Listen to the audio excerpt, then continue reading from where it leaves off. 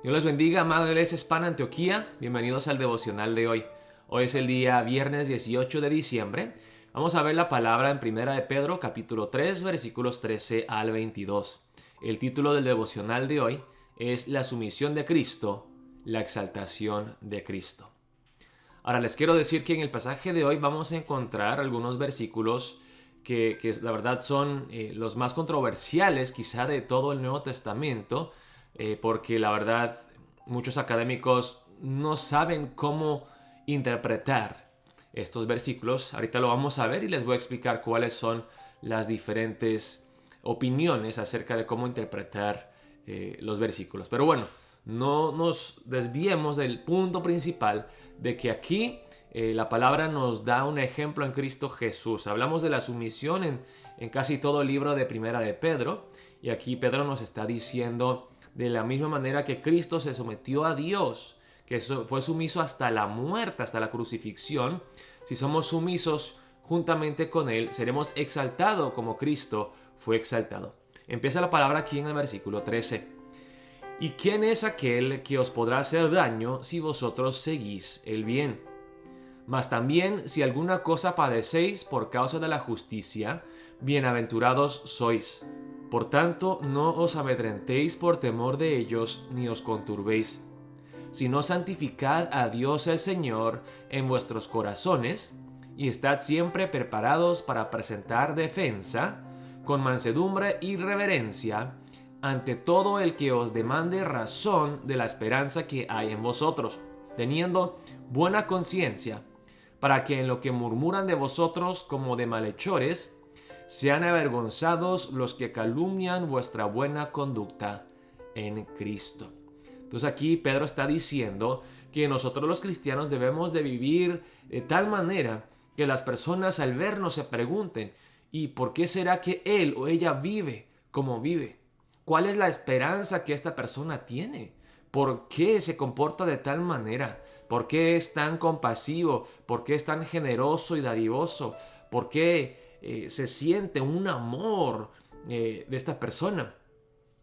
Y dice la palabra aquí claramente: santificad a Dios el Señor en vuestros corazones. Estén siempre preparados para presentar defensa, pero no para pelear, sino con mansedumbre y reverencia, ante todo el que os demande razón de la esperanza que hay en vosotros.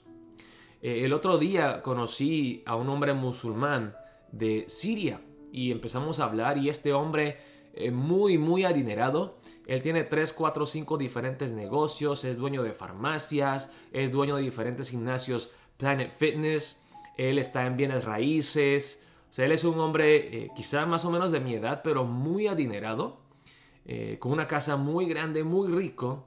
Empezamos a hablar y él me preguntó: ¿y tú qué haces? Y yo le dije: yo soy pastor. Y dice: ¿y por qué eres pastor? Dije: porque Dios me ha llamado a servir de esa manera, a compartir la palabra y a servir a la gente en amor como Cristo nos ha amado.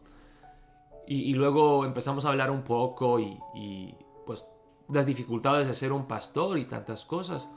Y él luego me dice: ¿sabes qué? Puedes ayudar a la gente sin tener que sufrir tú mismo. O sea, tú puedes ser rico y ayudar a la gente. Tú no tienes que sufrir tanto. Y yo le dije: no, pero Jesucristo sufrió por mí. Mucho más de lo que yo sufro al servir como pastor. Más bien, para mí es un privilegio poder servir a los hermanos. Y él se quedó así como que: ¿por qué? ¿Por qué? O sea, ¿por qué lo harías? ¿Por qué vivirías así? Y así tenemos que vivir nosotros los cristianos. Dice la palabra: porque mejor es que padezcáis haciendo el bien, si la voluntad de Dios así lo quiere, que haciendo el mal. Y luego aquí vamos a ver algunas palabras que son difíciles de entender. Hasta el versículo 18 se entiende muy claramente. Dice: porque también Cristo padeció una sola vez por los pecados, el justo por los injustos, para llevarnos a Dios, siendo a la verdad muerto en la carne, pero vivificado en espíritu.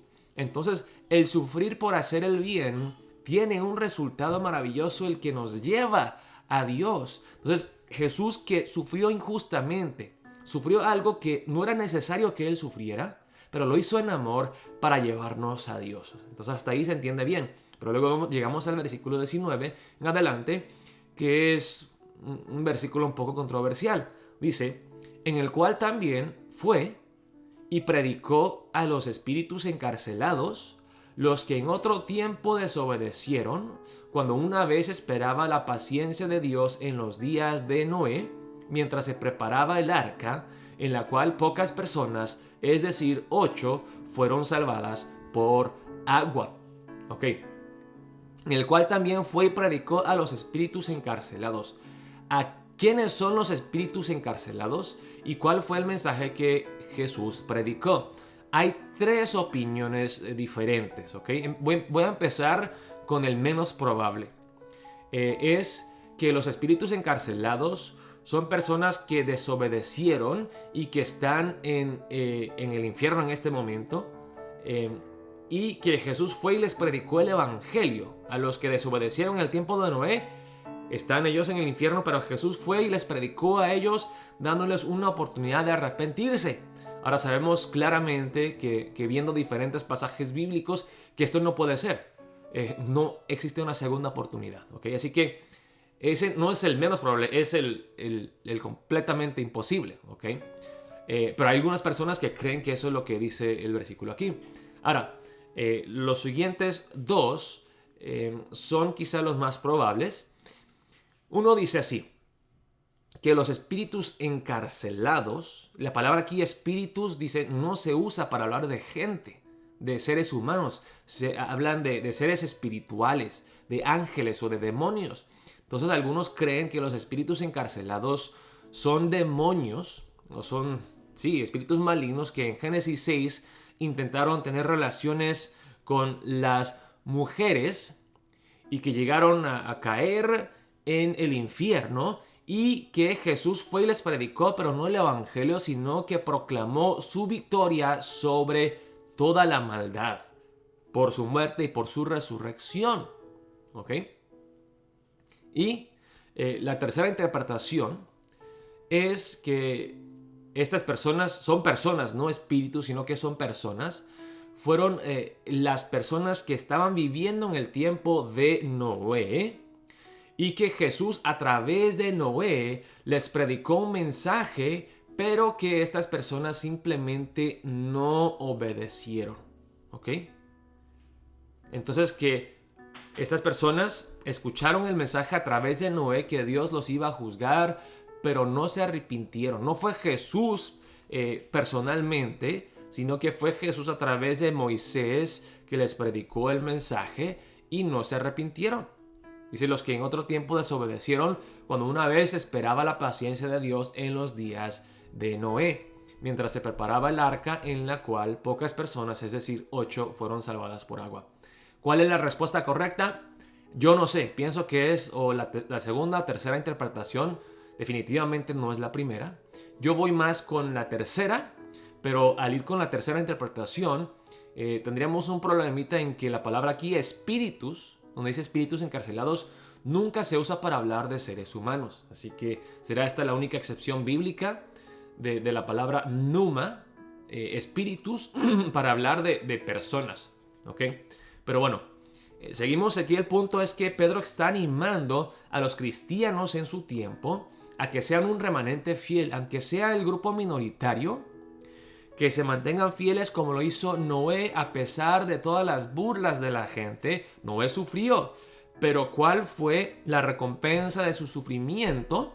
Que él fue salvo junto con su familia. Dice, el bautismo que corresponde a esto ahora nos salva, no quitando las inmundicias de la carne, sino como la aspiración de una buena conciencia hacia Dios por la resurrección de Jesucristo. Entonces, podemos decir que el bautismo es como que nosotros metiéndonos en el arca de Jesús para salvarnos de la ira de Dios. Y este bautismo dice, no quita el pecado. O sea, el bautismo mismo no salva. Esto ya lo hemos aprendido muchas veces en la iglesia, que el bautismo es un rito, una expresión externa de lo que ocurre en el interior del ser humano cuando uno confiesa que Jesucristo es su Señor y Salvador.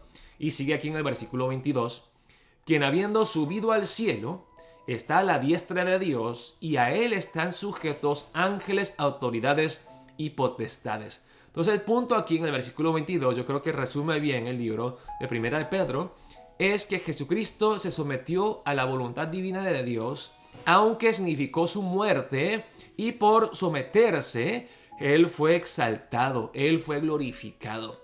Igual con nosotros, hermanos, si nos sometemos a Dios, nos sometemos a Cristo Jesús y seguimos su ejemplo, no tenemos por qué preocuparnos, porque como Dios promete, nosotros seremos exaltados, seremos glorificados. Quizá tengamos que sufrir por un tiempo aquí, la gente se van a burlar de nosotros, quizá padezcamos necesidad, pero al final, de la misma manera que Jesucristo fue exaltado y glorificado, nosotros también seremos exaltados y glorificados por Dios.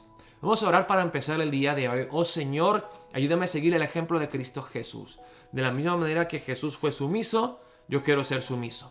Pero sé con certeza que si yo vivo en humildad, en sumisión a ti, que en los postreros días tú me exaltarás, tú me glorificarás y me gozaré en tu santísima y gloriosa presencia. Yo sabré que valió la pena vivir una vida de fe, una vida de sumisión a tu voluntad. Oremos de esa manera para empezar el día de hoy. Dios los bendiga, hermanos y hermanas.